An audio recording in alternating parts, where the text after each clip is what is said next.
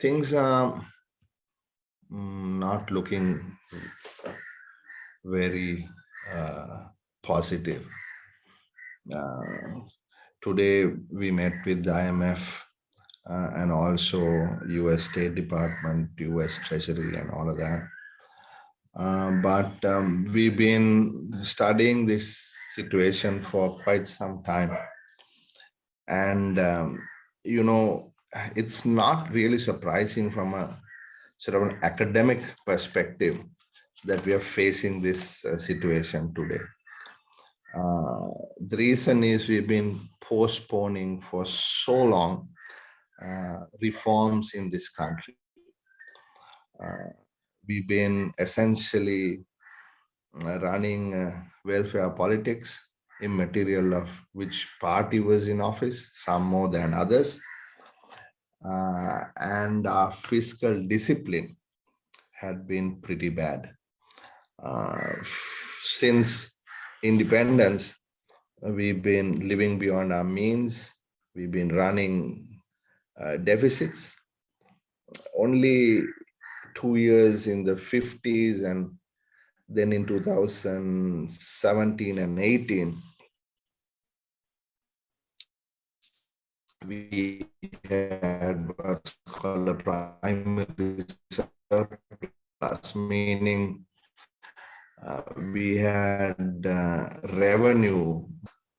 Just goes to show indiscipline that we as a nation have sort of been accustomed to. In 2003, the then government attempted to change this by bringing in legislation. It's called the Fiscal Management Responsibility Act of 2003. It had limits on borrowings, it had limits on budget deficits and so on.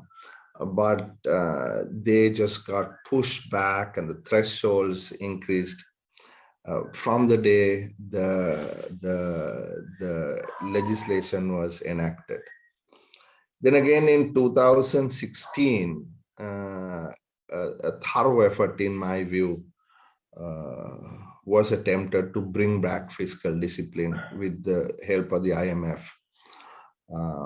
And in 2017, a new Inland Revenue Act was legislated. Taxes had to be increased, expenditure had to be rationalized. People were not too happy about it, the general public, but that was need of the hour. Just to give you a sense of what I'm talking about, the average emerging market revenue to GDP, meaning all government revenue, tax and non-tax, usually tax is the absolute bulk. In Sri Lanka, it's about 95%, is about 25%, which means a quarter of GDP comes in as government revenue. With that, governments can spend on health and education and infrastructure and so on. In our region, this number is about 20%. Indonesia, Malaysia, Philippines, Thailand, India, all these countries average around 20%. Sri Lanka was at around 20 plus, 22, 21.5% in the early 90s, but it fell to about 8% in 2014, and with Mangala's reforms, it went back up to about 12.5, 13.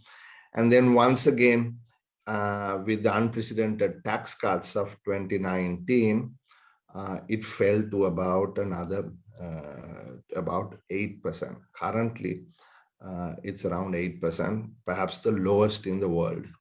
So really, we've been living beyond our means for a long period of time. So I'm not trying to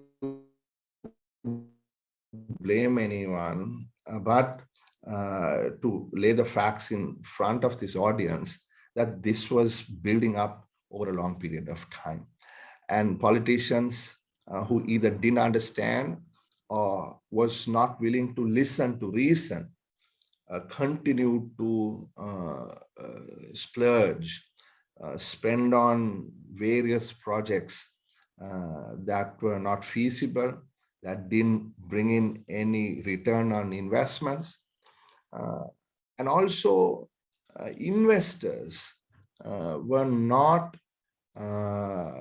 incentivized to put money on what are called tradable investments or tradable sectors, meaning exports essentially.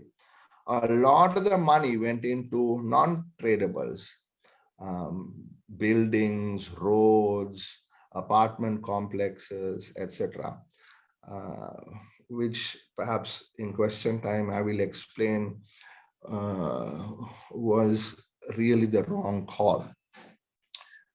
To give you a bit of a background, why I say this is, I'll just give you a data point.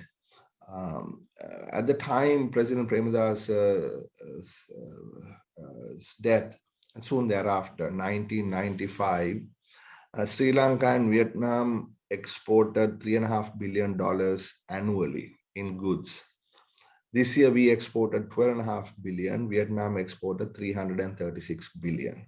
Just goes to show how I explained to you earlier on the domestic side of issues, where our taxes were far below what our expenditure was. So therefore, we were running a deficit of the internal budget. Now I'm talking about the external budget, the balance of payments issue, the current account on the of the balance of payments. We were importing way more than we were exporting. Vietnam, for example, since I took that country, went from apparels to radios to TVs to computers to telephones to higher tech exports, whereas we didn't do any of that. Was stuck essentially in apparels, and subsequently we got some service exports in IT, but we didn't do the kinds of reforms to bring in the investments into tradables. We fell behind big time on what I call trade and investment policy reforms. We thought of creating a Deshiya Arthika, not understanding that Deshiya Arthika or local entrepreneurs, local investors would certainly need to compete and expand their market share beyond the shores of this island. And instead of building walls around Sri Lanka, what we should have done, and people like us have been propagating this idea for a very long time, is to build bridges from Sri Lanka and to start exporting out of it. So every time we run a deficit on a current account on the balance of payments, that means we are consuming what others are producing. So when we consume what others produce, obviously we have to pay for it in US dollars. So every year when you run these deficits, I'm now referring to the current account of the balance of payments, you continue to stack up debt year on year. And what happens is interest component builds up, interest on interest, further debt, and to repay that debt, because there is no export income, we have to borrow more. And you are running a deficit at the same time in the budget. And in order to fill the budget hole, you're borrowing both in Sri Lanka and outside Sri Lanka, borrowing in rupees, borrowing in dollars. Dollar borrowings are not bringing in any return. Therefore, we need to roll over the debt and pay more in interest as the dollar debt is piling up. So both what we call is a twin deficit situation that we as a country were running. And then, fast forward to the recent past, as we all know, beyond the policy era of the tax cut, having explained to you earlier that we were pretty much the lowest in the world in terms of tax to GDP, there was absolutely no rationale to cut it further, because you are going to create an unsustainable situation in the treasury that we were not going to be able to meet our debt obligations. And when that happened, immediately, rating agencies saw where we were headed. They downgraded us. Actually, first,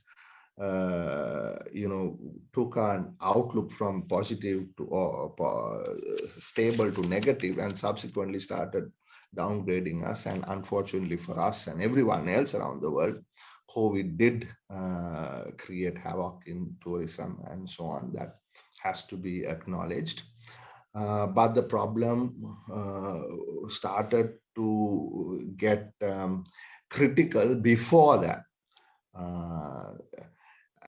The second policy era was the overnight banning of imported fertilizer, supposedly to make Sri Lanka the first country that was going to be able to produce or have totally organic agriculture. Now, as the situation got more complicated, most countries in the world who are facing similar issues dynamically changed their management of the economy, changed their taxes, dealt with the forex issues. But we basically stuck to a program. We muddled through. We lied to the people. We said we had the money to pay when we didn't. We tinkered with the symptom and didn't actually attend to the root cause.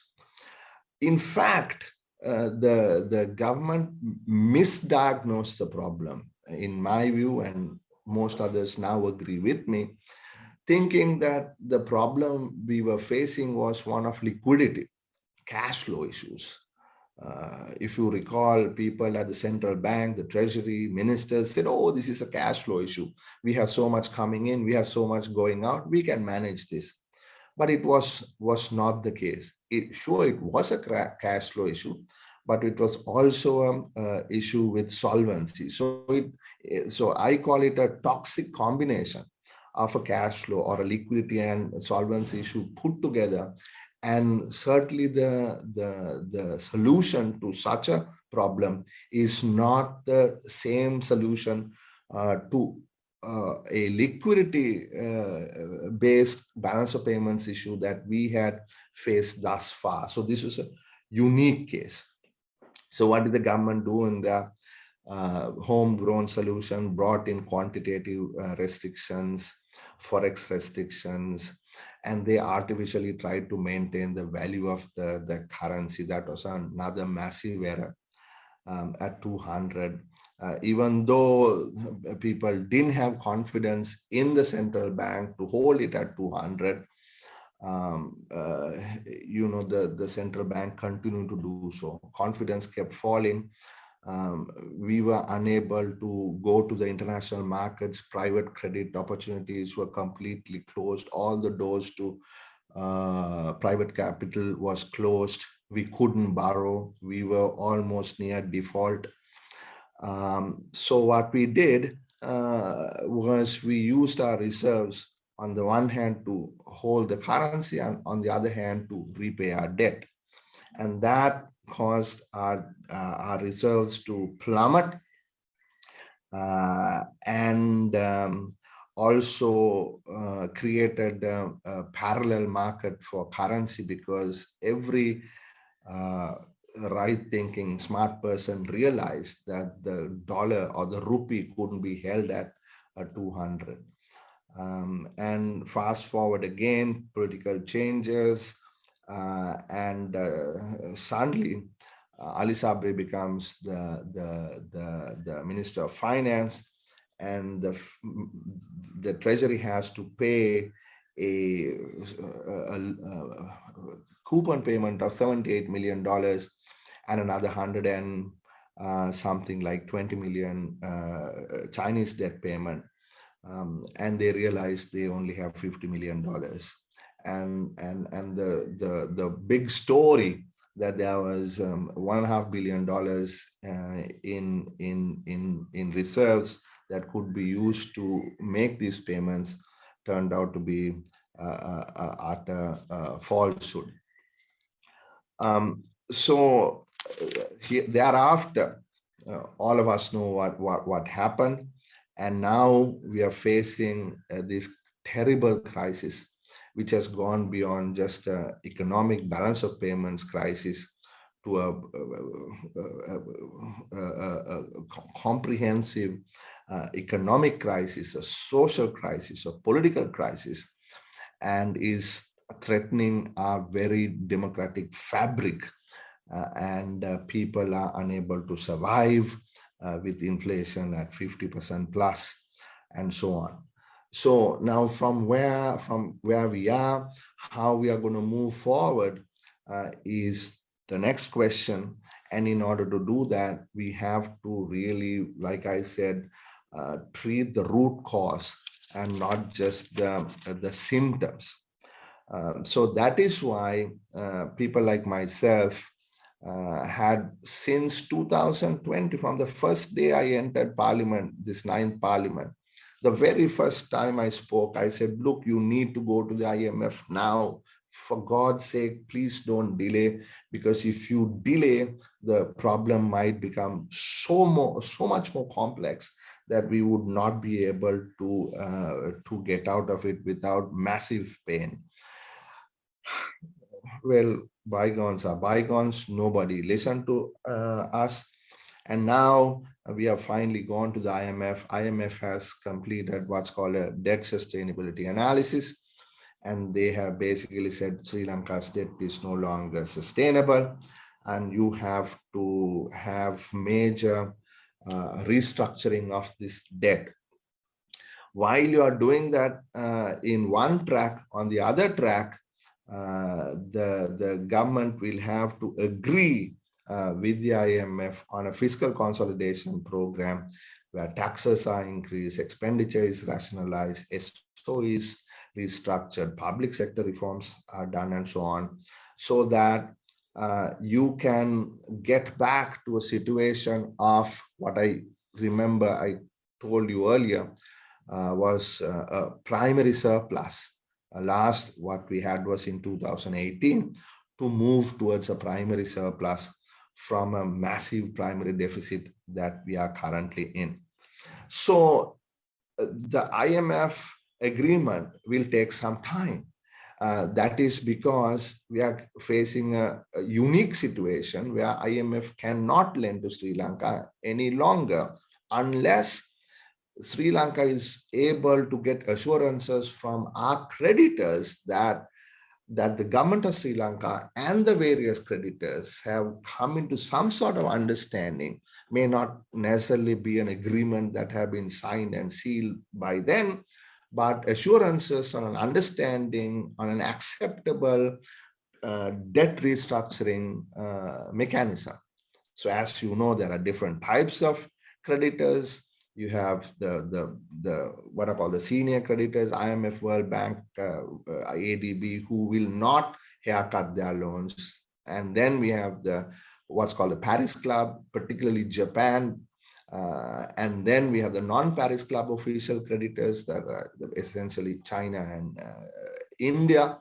Then we have the private creditors, essentially the holders of our international sovereign bonds, who are going to be very a difficult bunch of people to negotiate and agree on a haircut.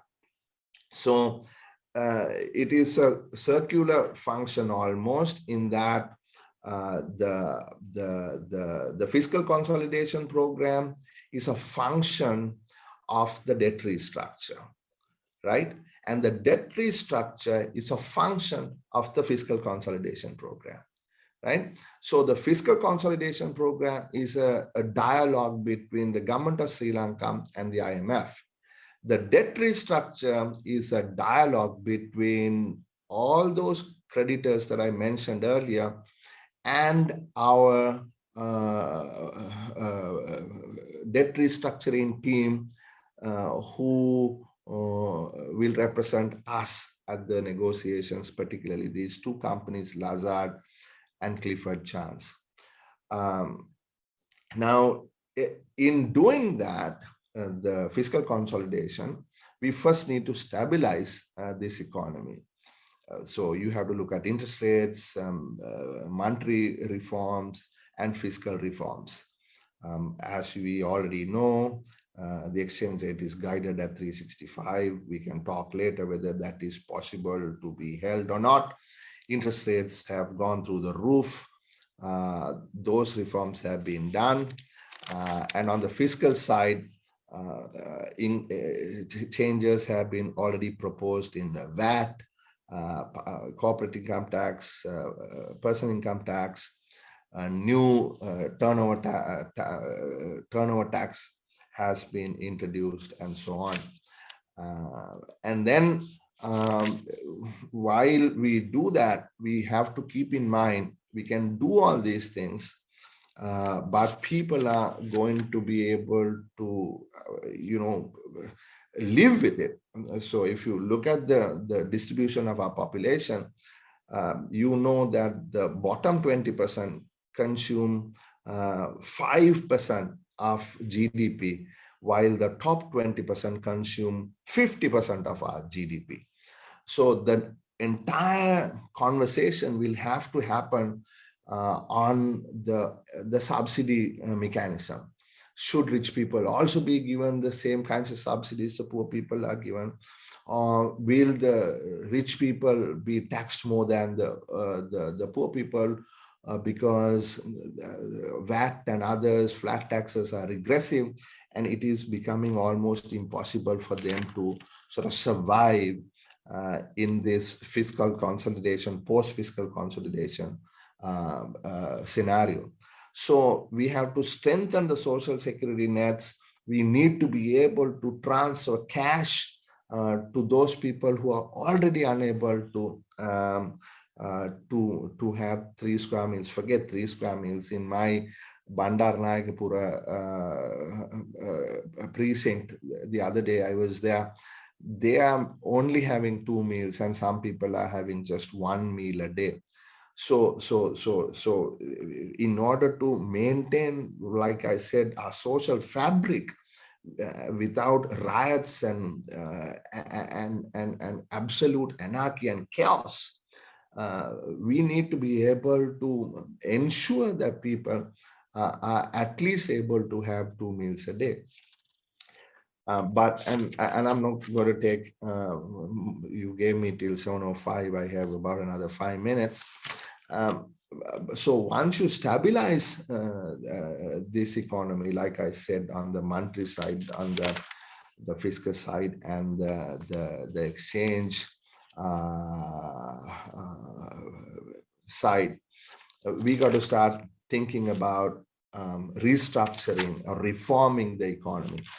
And there is, I want you to take your mind back to what I said between the difference between countries that opened up and did the kind of trade and investment reform, entered free trade agreement, both on bilateral basis and regional agreements like the RCEP and TPP minus the US and so on.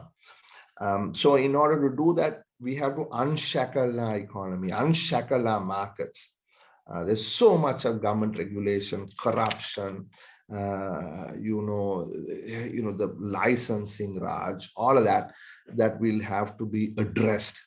And we have to, there's no other way, we have to move towards export promotion. So we have to get both the ability for the public sector to borrow in the coming years is going to be very difficult, and they have to be concentrated solely on essential infrastructure in education and health, who will have to be supported by the private sector. But for those of you in this chat this evening, the investments, private investments, must be incentivized into areas where we can start competing with the rest of the world to export. And there has to be, at the highest political level, focus on turning this nation from a import substitution, closed, statist, to one that is export oriented, private sector led, and we have to integrate Sri Lanka with the world. So we are talking about global production networks and having cross-border trade and so on. And finally, it is going to come down to productivity increases, because the basic equation is growth is a function of the factors of production, labor, and capital. How much labor on a marginal basis can you increase? How much capital can you increase on a marginal basis? So it has to be based on what is called total factor productivity, which means technology, management, innovations, and everything else that would improve the marginal productivity of the factors of production. And that will come with competition and the ability to start producing more complex products than the simple apparels and others. That I'm not saying apparels is not good. It has it is because of the apparels we are surviving today.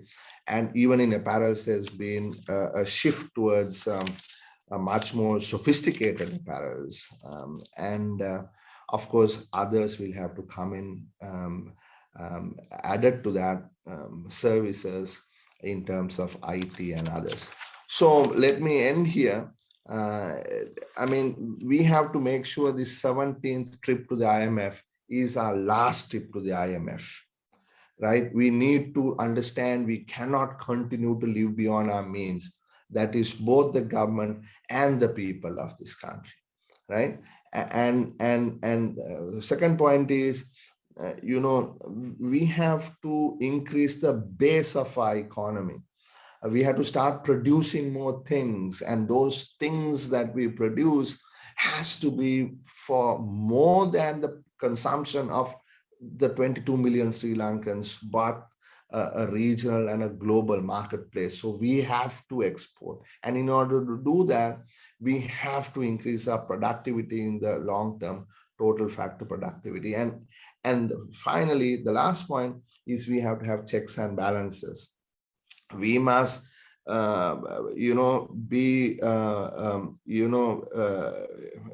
certain that every dollar that we borrow here on out is going to be used in the most productive manner, which gives the greatest bang for it, not internally, but externally.